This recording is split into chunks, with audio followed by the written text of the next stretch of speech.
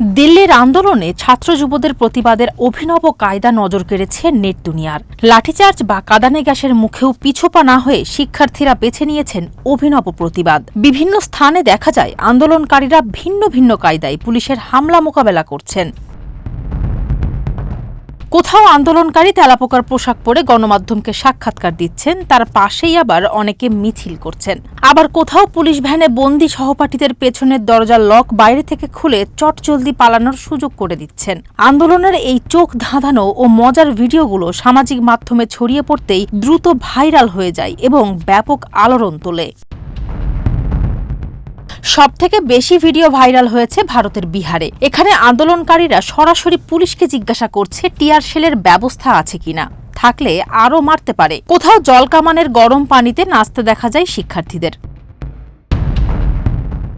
আর একটি ভিডিওতে দেখা যায় পুলিশের দেওয়া ব্যারিকেডকেই গাড়ির মতো চালিয়ে নিয়ে যাচ্ছে আন্দোলনকারীরা। এছাড়াও বৃদ্ধকে মহাত্মা গান্ধী সাজিয়ে নিয়ে আসা থেকে বিক্ষোভের স্থানে স্পাইডারম্যান, ব্যাটম্যান সহ পুরো মাল্টিভার্স জড়ো হওয়া, এছাড়া এমন অনেক দৃশ্যই চোখে পড়ছে। Desk report, Farzana Hasin, Manabkantha.